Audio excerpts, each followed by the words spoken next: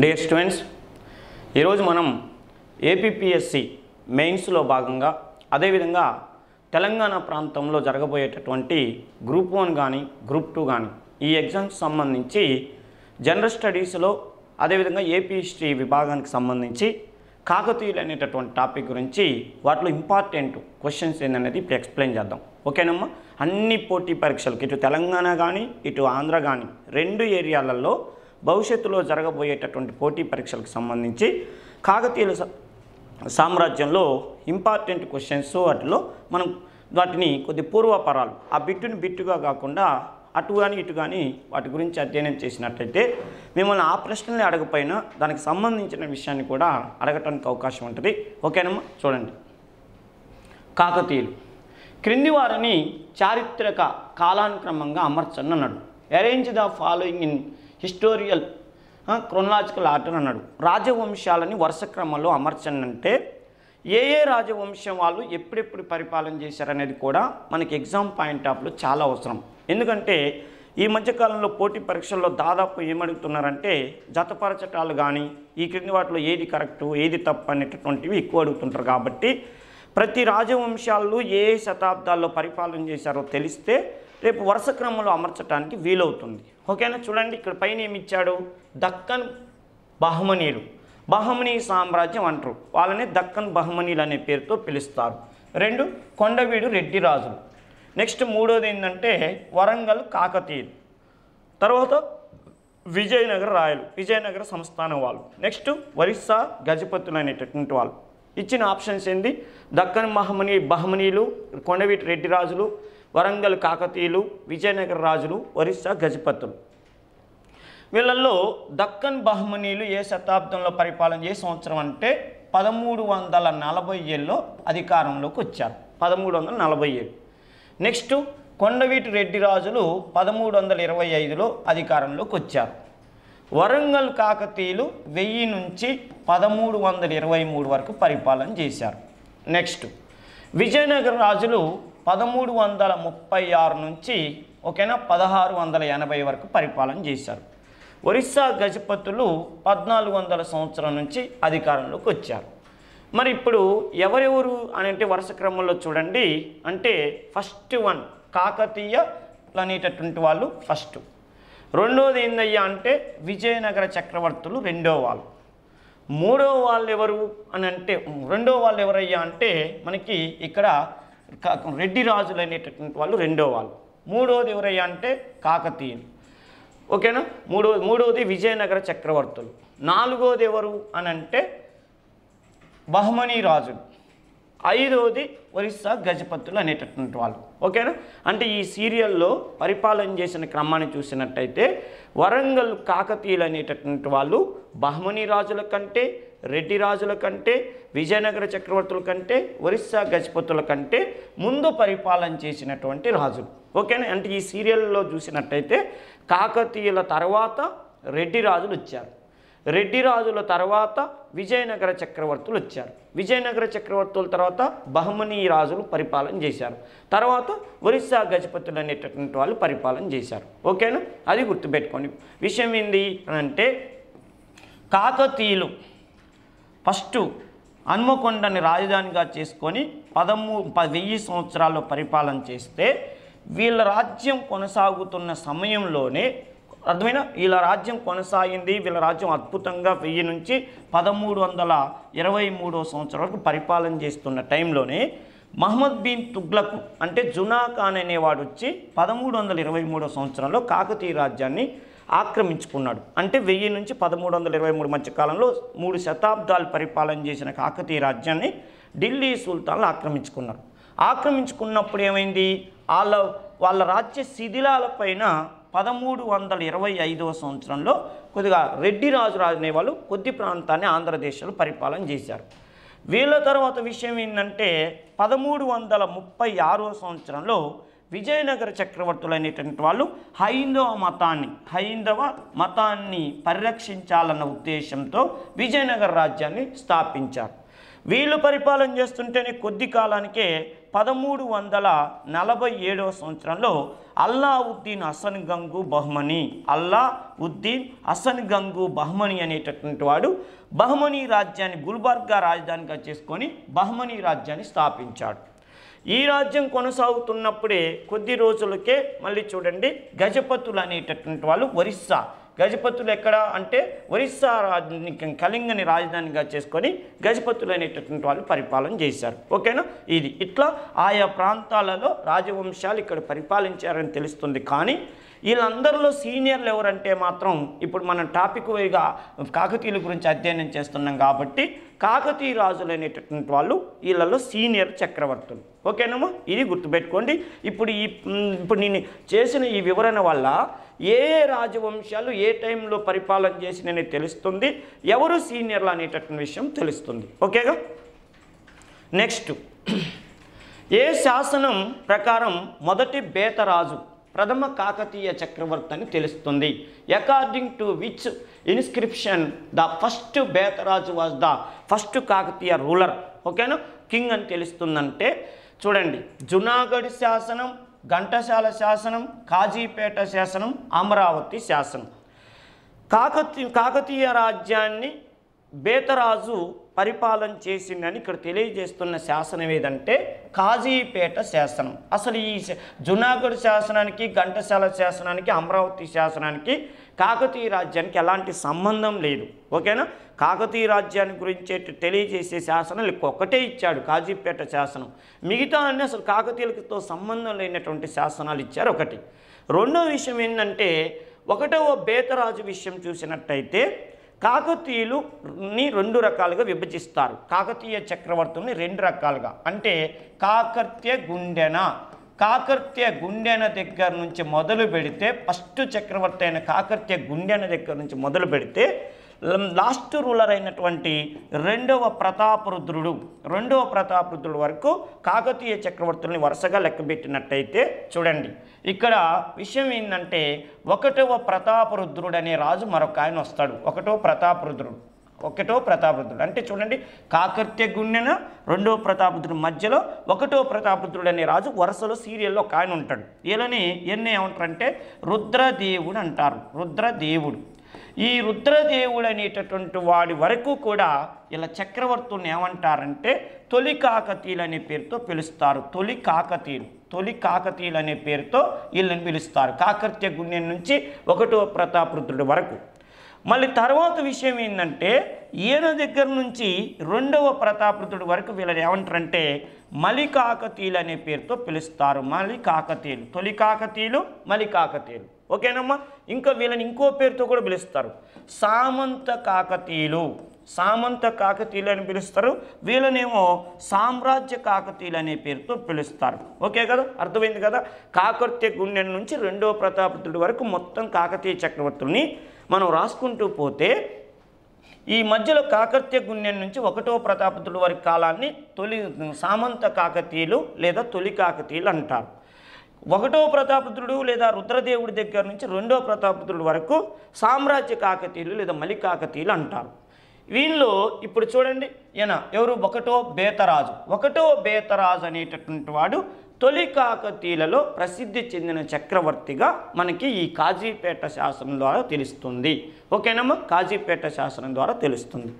Next చూడండి, కాకతీయుల కాలంలో మోటుపల్లి ఓడరేవును సందర్శించినటువంటి విదేశీ యాత్రికుడు ఎవరు అన్నారు? కాకతీయుల కాలంలో మోటుపల్లిని సందర్శించినటువంటి విదేశీ యాత్రికుడు ఎవరంటే ఇక్కడ ఇబన్ బటూటా ఇచ్చాడు, మార్కోపోలో ఇచ్చాడు, అబ్దుల్ రజాక్ ఇచ్చాడు, నికోలో కాంటి అనేటటువంటి వాడు ఇచ్చాడు. కాకతీయుల కాలంలో మోటుపల్లి ఓడరేవును సందర్శించిన వ్యక్తి ఎవరంటే మార్కోపోలో అనేటటువంటి వాడు వచ్చాడు. మార్కోపోలో అనేటటువంటి వాడు మన కాకతీయ రాజ్యానికి ఎప్పుడు వచ్చాడంటే 1289వ సంవత్సరంలో రుద్రమ్మదేవి, ఓకేనా, కాకతీయ రాణి రుద్రమ్మదేవి పరిపాలన చేస్తున్నప్పుడు ఈ మార్కోపోలో అనేటటువంటి వాడు ప్రకాశం జిల్లాలో ఉన్నటువంటి మోటుపల్లి అనేటటువంటి ప్రాంతానికి వచ్చాడు. మోటుపల్లి ప్రాంతానికి అతడు ఏమని రాసిందంటే ముఫ్టిల్ అనేటటువంటి ప్రాంతానికి నేను వచ్చానని చెప్పి తాను రచించినటువంటి ట్రావెల్స్ అనేటటువంటి గ్రంథం, ఓకేనా, మార్కో పోలో రచించినటువంటి గ్రంథం ఏంటంటే ట్రావెల్స్. ఆ ట్రావెల్స్ అనేటటువంటి గ్రంథంలో ఇతడు ప్రస్తావించడం జరిగింది. ఇంకొక విషయం ఏంది అని అంటే కొన్ని ఆయన ఇంపార్టెంట్ విషయాలని తన గ్రంథంలో రాశాడు. ఏంటి ఆ ఇంపార్టెంట్ విషయాలంటే, నేను కాకతీయ రాజ్యాన్ని సందర్శించినప్పుడు ఆంధ్రదేశాన్ని పరిపాలన చేస్తున్నటువంటి రాజు ఎవరంటే రుద్రదేవ మహారాజు, ఓకేనా, రుద్రదేవ మహారాజు అనేటటువంటి రాజు పరిపాలన చేస్తున్నాడని మార్కో పోలో రాశాడు. చాలామందికి ఒక అనుమానం, రుద్రమ్మదేవి పరిపాలన చేస్తుంది కదా, మరి ఆయన రుద్రదేవ మహారాజు అని రాశాడు ఏందనంటే రుద్రమ్మదేవికి ఉన్నటువంటి బిరుదులలో ఒక బిరుదు రుద్రదేవ మహారాజు, ఓకేనమ్మా. రుద్రమ్మదేవికి రుద్రదేవ మహారాజు అనే బిరుదు ఉంది కాబట్టి ఆ బిరుదును వర్ణించుకుంటూ మార్కో పోలో తాను రచించినటువంటి ట్రావెల్స్ అనే గ్రంథంలో ప్రస్తావించడం జరిగింది. అది గుర్తుపెట్టుకోండి.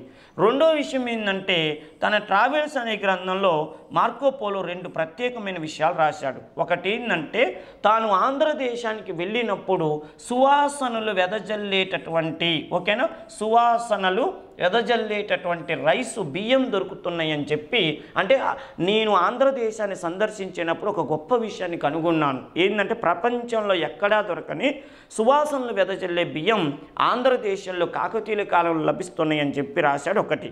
రెండోది సన్నని నూలు వస్త్రాలు, ఓకే, సన్నని నూలు వస్త్రాలకు కాకతీయ రాజ్యం ప్రపంచ ప్రఖ్యాతిగాంచిందని చెప్పి మార్కో పోలో తాను రచించినటువంటి ట్రావెల్స్ అనే గ్రంథంలో రాశాడు. ఇప్పుడు నేను చెప్పిన ఈ ఒక్క బిట్టు ఎగ్జామ్లో ఇప్పుడేమో చూడండి, ఒక బిట్టు మార్కో మోటుపల్లి ఓడరేవుని సందర్శించిన యాత్రికుడు అంటే డైరెక్ట్గా మార్కో పోలో అని చెప్పకుండా మీకు ఎన్ని విషయాలను ఎక్స్ప్లెయిన్ చేయటం చూడండి. అతడు ట్రావెల్స్ అనే గ్రంథం రాసిందని, అతడు రుద్రమ్మదేవి కాలంలో వచ్చినని, 1289లో అని, తర్వాత చూడండి ప్రకాశం జిల్లాలో మోటుపల్లికి వచ్చాడని, ఆ మోటుపల్లిని ఆయన ఏమని పిలిచాడు, ముఫ్టీలు అనే పేరుతో పిలిచాడని.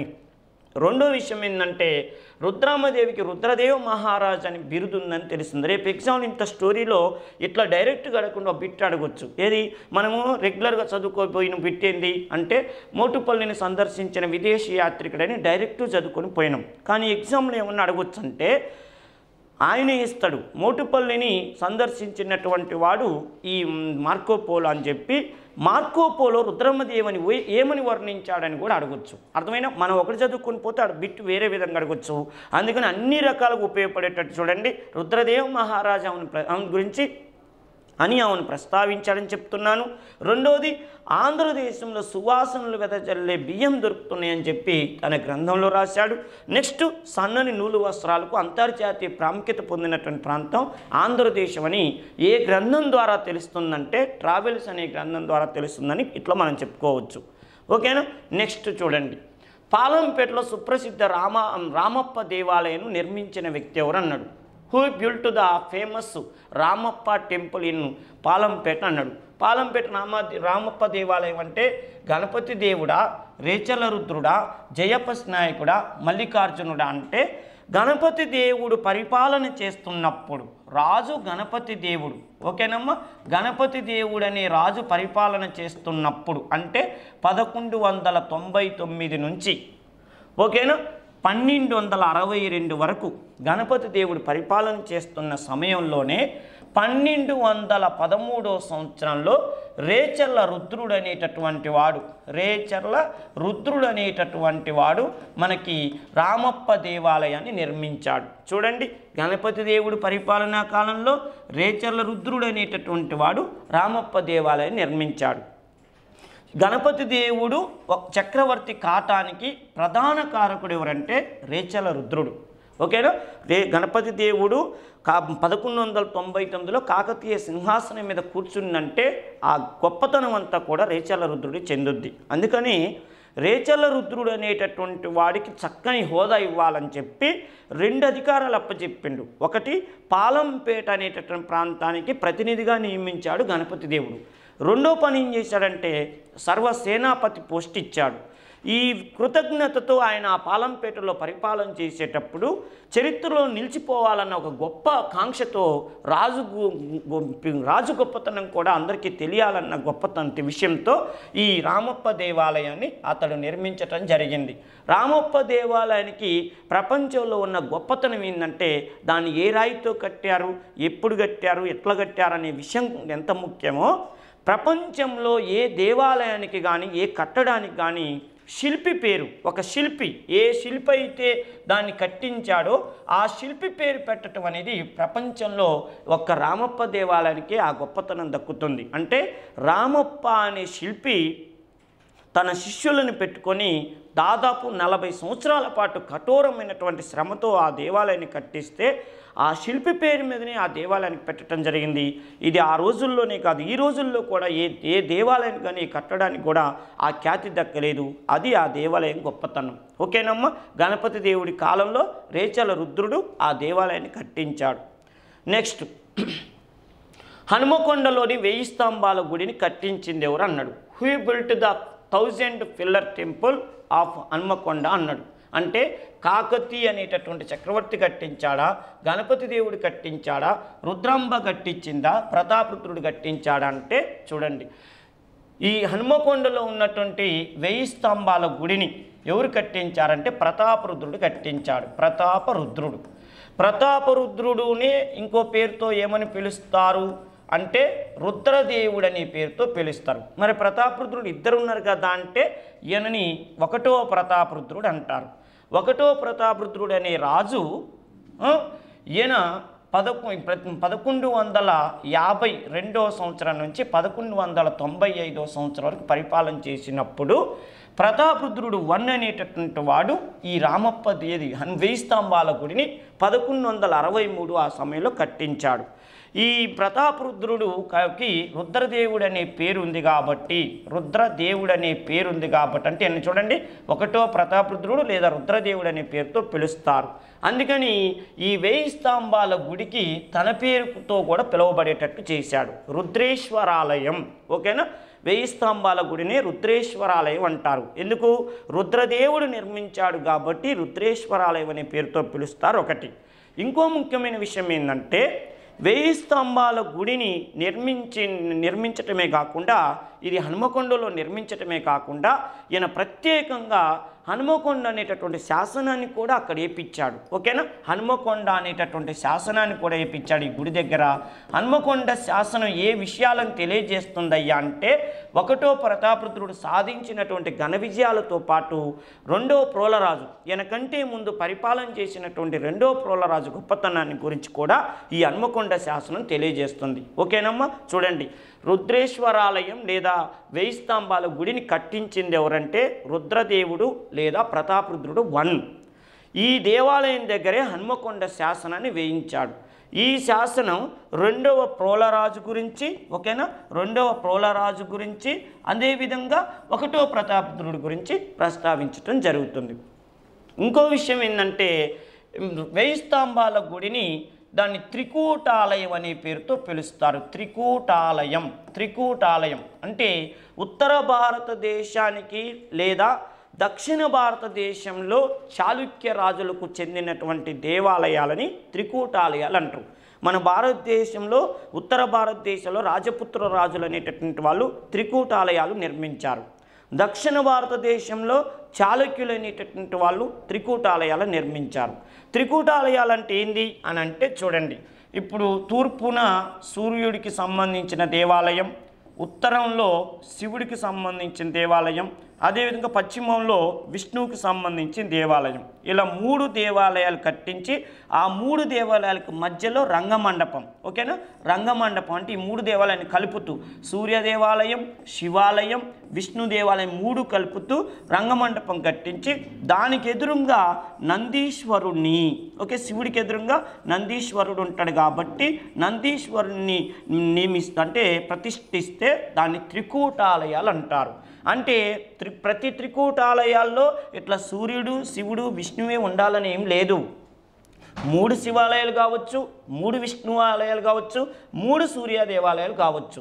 ఇలా 3 ఆలయాలని 1, 2, 3 ఆలయాలను నిర్మించితే వాటిని త్రికూట ఆలయాలు అంటారు. ఈ త్రికూట ఆలయాలని మన ఆంధ్రదేశంలో నిర్మించినటువంటి మొట్టమొదటి రాజవంశం అంటే కాకతీయులు అని చెప్తారు. ఈ ఆలయాలని కట్టించిన ఫస్ట్ చక్రవర్తి ఎవరంటే రుద్రదేవుడు లేదా 1వ ప్రతాపరుద్రుడు అంటారు.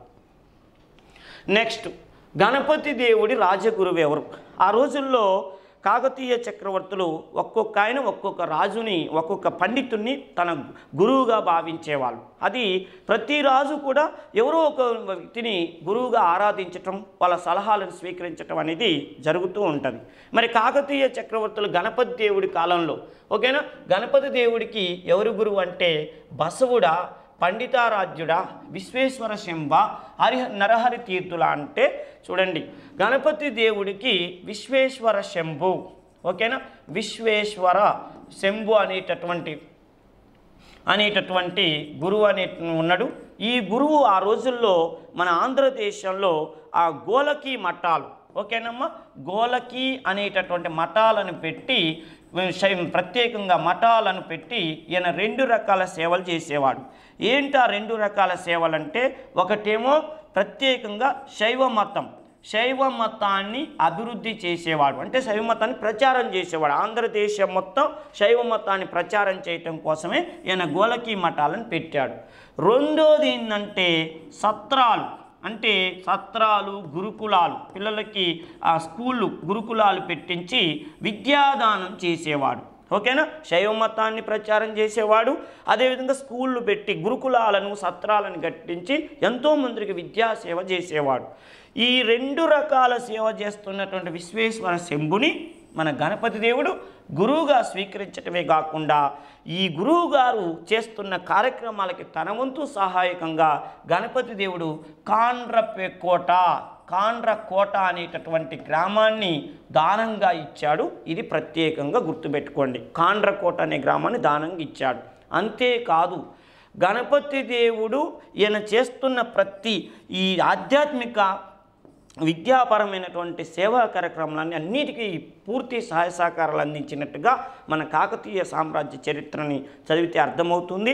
ఇంకో విషయం ఏంటంటే, గణపతి దేవుడు ఎవరినైతే గురువుగా స్వీకరించారో ఈయన బిడ్డ అయినటువంటి రుద్రమ్మదేవి కూడా ఈ విశ్వేశ్వర శంభుని ఆ గురువుగా స్వీకరించింది. ఆమె కూడా అంతే, తన తండ్రి కాండ్రకోట అనే గ్రామాన్ని ఈ గురువు గారికి ఇస్తే ఆమె మందడం అనేటటువంటి గ్రామాన్ని ఆ గురువు గారు చేస్తున్న కార్యక్రమాలకు సహాయకంగా తన వంతు పాత్రగా అందజేసింది. ఇంకో విషయం ఏంటంటే, ఆమె వేయించినటువంటి మల్కాపురం శాసనం, రుద్రమ్మదేవి వేయించినటువంటి మల్కాపురం శాసనంలో దీని గురించి కూడా ప్రస్తావించడం జరిగింది ఓకేనా. ఈ విశ్వేశ్వర శంభు ఆయన చేస్తున్న సేవా కార్యక్రమాలు వాటన్నిటి గురించి కూడా ప్రస్తావించడం జరిగింది.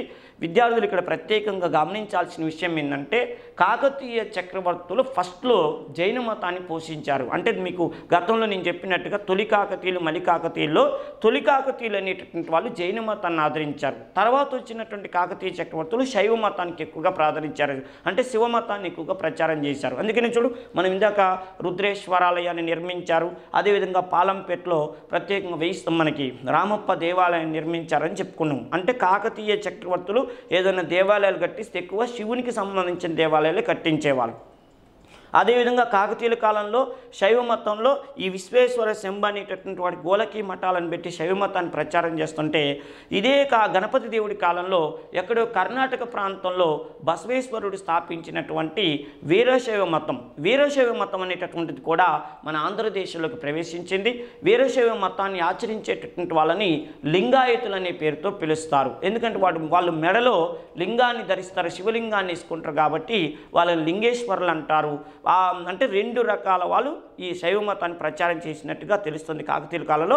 ఒకటి విశ్వేశ్వర శంభు తన వంతుగా శైవ మతాన్ని ప్రచారం చేశాడు, అదేవిధంగా బసవేశ్వరుడు స్థాపించినటువంటి వీరశైవ మతం వాళ్ళు గణపతి దేవుడి కాలంలో ఆంధ్రదేశంలోకి వచ్చి వీరశైవ మతాన్ని ప్రచారం చేయటం జరిగింది ఓకేనమ్మా. నెక్స్ట్ విషయం ఏంటంటే, ఏ శతాబ్దంలో కాకతీయులు ఆంధ్రాన్ని పరిపాలన చేశారన్నాడు ఓకేనా.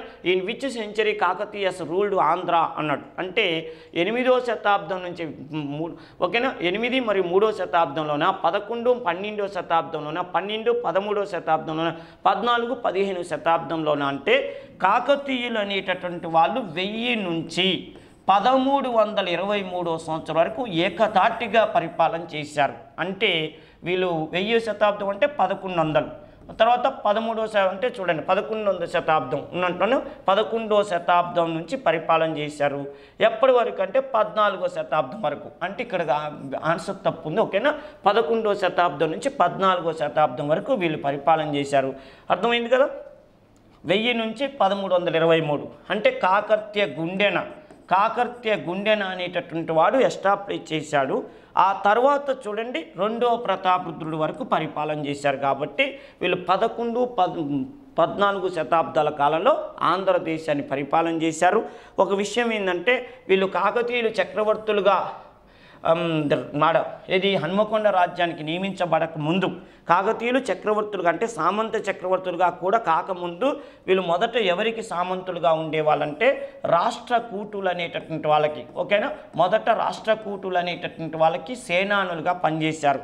రాష్ట్రకూటులకు సేనానులుగా పనిచేయటం అంటే రాష్ట్రకూటులు కానీ రాష్ట్రకూటులకు సంబంధించినటువంటి మిత్రులు అంటే వాళ్ళ స్నేహితులు కానీ ఎవరైనా యుద్ధాలకు వెళుతుంటే ఆ యుద్ధానికి కావలసిన సైన్యాన్ని మొత్తాన్ని కూడా ఈ కాకతీయులు అనేటటువంటి వాళ్ళు సమకూర్చేవాళ్ళు. అందుకని ఇలా నీ సింగిల్ వర్డ్తో ఏమని చెప్తారంటే కాకతీయులు ఎవరికి ఫస్ట్ సేనానులుగా పనిచేశారంటే రాష్ట్రకూటులకు సేనానులుగా పనిచేశారు.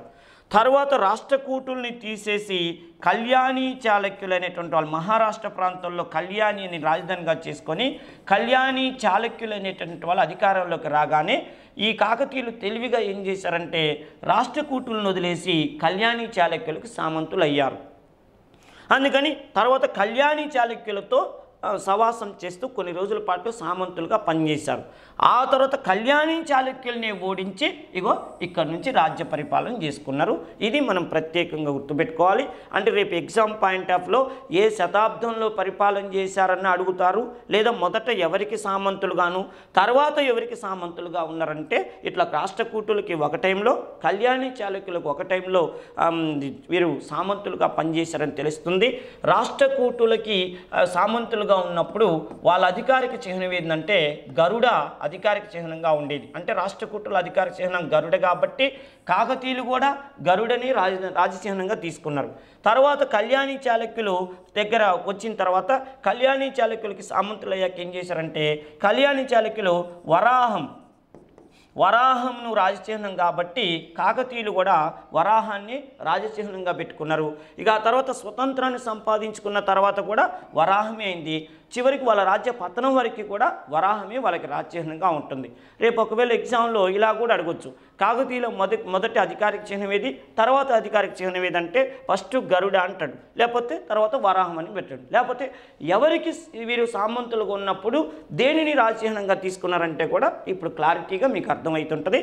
ఓకేనమ్మా. కాకర్త్య గుండెన అనేటటువంటి వాడు రాష్ట్రకూటులకు సేనానిగా పనిచేశాడు. ఇట్లా గుర్తుపెట్టుకోండి. పర్టికులర్ రాష్ట్రకూట చక్రవర్తి అంటే 3వ కృష్ణుడు అని గుర్తుపెట్టుకోండి. నెక్స్ట్ కాకతీయ రాజ్య స్థాపనాచార్య అనే బిరుదు క్రింది వారిలో ఎవరికి ఉన్నది అన్నాడు. కాకతీయ రాజ్య స్థాపనాచార్య అంటే జయపసేనాని, రుద్రరాజు, తర్వాత పినచోడు, రేచల రుద్రుడు అన్నాడు. అంటే ఇప్పుడు ఒక స్టోరీ మనం చెప్పుకుందాం. ఏంటి ఆ స్టోరీ అంటే కాకతీయ రాజ్యం అనేటటువంటిది కొనసాగుతున్న సమయంలోనే కాకతీయ రాజ్యం అద్భుతంగా కొనసాగుతున్న సమయంలో ఏమైందంటే 1వ ప్రతాపరుద్రుడు అనే రాజు, ఆయన్నే మనం ఏమని చెప్తాము రుద్రదేవుడు అని చెప్పినాం. ఈ రుద్రదేవుడు అనేటటువంటి రాజు పరిపాలన చేస్తున్నప్పుడు రుద్రదేవుడు అనుకోకుండా యాదవ రాజ్యం అంటే మహారాష్ట్ర దేవగిరిని రాజధానిగా చేసుకొని పరిపాలన చేస్తున్న దేవగిరి వాళ్ళ క్యాపిటల్ సిటీ. ఈ దేవగిరిని రాజధానిగా చేసుకొని పరిపాలన చేస్తున్న యాదవ రాజ్యం మీదకి రుద్రదేవుడు యుద్ధానికి పోయిండు. అంటే 1వ ప్రతాపరుద్రుడు యుద్ధానికి పోయిండు. పోతే ఈయనని వీళ్ళు చంపేశారు. ఓకేనా. రుద్రదేవుని చంపేశారు. రుద్రదేవుడు ఈ కాకతీయ రాజ్యాన్ని పరిపాలన చేసేటప్పుడు అంటే వీళ్ళ మీదకి యుద్ధానికి పోకముందు ఈయన అద్భుతంగా పరిపాలన చేశాడు, ఎన్నో ఘన విజయాలు సాధించాడు. ఆ విషయం గురించి మనం ఆల్రెడీ హనుమకొండ శాసనం ఈయన వేయించాడని కూడా చెప్పినాం, రుద్రేశ్వరాలయని నిర్మించాడని కూడా చెప్పుకున్నాం. రుద్రదేవుడు పరిపాలన చేసేటప్పుడు ఇంక పిల్లలు లేకపోవటం వల్ల గణపతి దేవుడు అనే వాడిని దత్తత తీసుకుండు. ఇంతకీ గణపతి దేవుడు ఎవరు? గణపతి దేవుడు వీళ్ళ తమ్ముడైనటువంటి మహాదేవుని యొక్క కుమారుడు. మహాదేవుడి కుమారుడు రుద్రదేవుడు. అంటే ప్రతాపరుద్రుడు మహాదేవుడు అన్నదమ్ములైతే మహాదేవుడి కొడుకు గణపతి దేవుడు. ఈయనకి పిల్లలు లేకపోవటం వల్ల వాళ్ళ తమ్ముడు కొడుకు అయిన గణపతి దేవుని దత్తత తీసుకుండు. తర్వాత ఏమైంది, ఆయన రాజ్య విస్తరణ కోసం దేవగిరి రాజ్యం మీదకి దండయాత్ర పోయిండు. పోతే దేవగిరి రాజుని ఈయన చంపేశారు. చంపేసే విషయం ఏంటంటే మహాదేవుడు చక్రవర్తి అయిండు. అంటే అన్న తర్వాత తమ్ముడు చక్రవర్తి అయిండు. ఈయనేం చేసిండు, అన్నను చంపిన వాళ్ళ మీదకి యుద్ధానికి వెళ్ళాలనుకుండు. కాకపోతే మళ్ళీ వెంటనే పోతే ఇక్కడ వికెట్ లేవు, అంటే పోరగాడు చిన్నోడు, మరి పరిస్థితి ఏందని చెప్పి ఒక 5 సంవత్సరాల పాటు పగని మనసులో దాచుకొని పరిపాలన చేసిండు. ఆ తర్వాత ఏం చేసిందంటే మహాదేవుడు ఈ గణపతి దేవుని తీసుకొని మళ్ళీ యాదవ రాజ్యం మీదకు దండయాత్ర పోయిండు. దండయాత్రకు పోవడానికి కారణం ఒకటి రాజ్యాన్ని విస్తరింపజేయాలి, ఒకటి అన్నను నరికిన వాడిని నరకాలని పోయిండు. పోయేసరికి ఏమైందంటే పోయేటప్పుడు పని చేసిండు. ఏం చేసిండంటే మరి నేను నా కొడుకుని తీసుకుని దండయాత్ర పోతున్నా కాబట్టి కాకతీయ సింహాసనం మీద ఎవరో ఒకరిని కాకతీయ సింహాసనాన్ని కాపాడే బాధ్యత, అంటే యుద్ధానికి వెళ్ళి వచ్చేంత వరకు సింహాసనాన్ని కాపాడే బాధ్యత ఆయన దగ్గర సేనాపతిగా పనిచేస్తున్న రేచల రుద్రుడు అనేటటువంటి వాడికి ఇచ్చాడు. ఓకేనా? మహాదేవుడు ఎవరికి ఇచ్చిపోయిండు? రేచల రుద్రుడికి ఇచ్చిపోయిండు. విషయం ఏంటంటే మహాదేవుడు గణపతి దేవుని తీసుకొని పోతే మహాదేవుడు దేవగిరి మీదకి యుద్ధానికి వెళ్ళిండు కదా, వెళ్ళి ఈయన కూడా హత్యకు గురేయండు. చూడు, ఇప్పుడు ఈయన పోయిండు. గణపతి దేవుడు వయసులో చిన్నోడు. ఈ దేవగిరి యాదవ రాజులు ఏం చేశారు, ఈయన్ని బంధించారు. ఓకేనా? తండ్రిని చంపి కొడుకును బంధించారు. ఈ సమయంలో అసలు కాకతీయ రాజ్యానికి చక్రవర్తి లేకుండా పోయింది. ఓకేనా? కాకతీయ రాజ్యానికి గణపతి దేవుడు మళ్ళీ వచ్చేంతవరకు ఇక్కడ రాజు లేకుండా పోయిండు.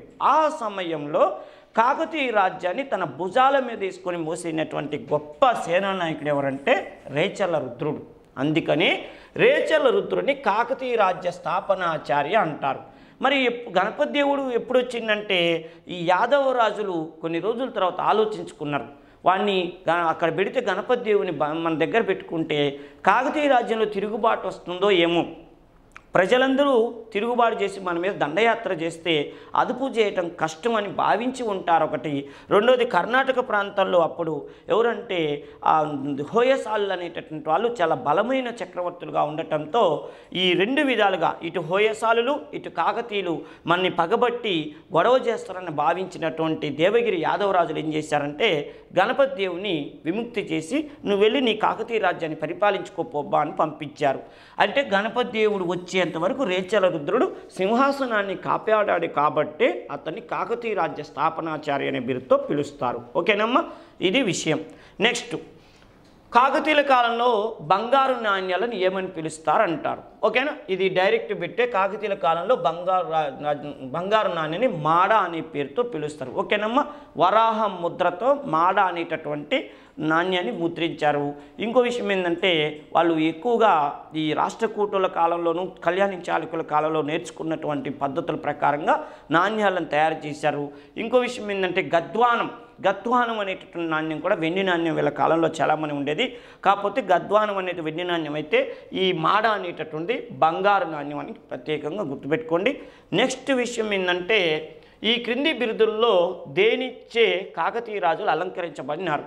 కాకతీయ ఆ రోజుల్లో చక్రవర్తులు బిరుదులు ధరించేవారు. ఇందులో డైరెక్ట్ పెట్టి ఏంటంటే మహారాజా, మండలేశ్వర, మహారాజాదిరాజ, మహామండలేశ్వర. అంటే 3 శతాబ్దాల పాటు కోస్తా, రాయలసీమ, తెలంగాణ ప్రాంతాన్ని మూడింటిని కలిపి పరిపాలన చేసినటువంటి కాకతీయ చక్రవర్తులు ఎక్కువగా మహామండలేశ్వర అనేటటువంటి బిరుదును ధరించారు. మహామండలేశ్వర అనే బిరుదును ధరించారు. వీటితో పాటు ఆయా చక్రవర్తులకి వ్యక్తిగతంగా వచ్చినటువంటి బిరుదులు, ఉదాహరణకి రుద్రమ్మదేవి ఉందనుకోండి, రుద్రమ్మదేవికి ఆంధ్రది ప్రత్యేకంగా రుద్రదేవ మహారాజా అనే బిరుదుంది, గజబెటకార అనేటటువంటి బిరుదుంది. ఓకేనా, ఇలాంటి బిరుదులు అందరూ చక్రవర్తులు ఆయా వ్యక్తిగతంగా వాళ్ళు సాధించిన ఘన విజయాలను బట్టి, ఉదాహరణకి రుద్రమ్మదేవికి ఉన్న మరో బిరుదు ఏంటంటే ప్లటోధృతి ప్లటో ధృతి అనేటటువంటి బిరుదు ఉన్నది. ఇది వీళ్ళు సాధారణంగా అందరు చక్రవర్తులు పెట్టుకునేటటువంటి బిరుదు మహామండలేశ్వర. వారు వ్యక్తిగతంగా పెట్టుకున్న బిరుదులతో పాటు కామన్గా పెట్టుకున్నటువంటి బిరుదు ఏంటంటే మహామండలేశ్వర.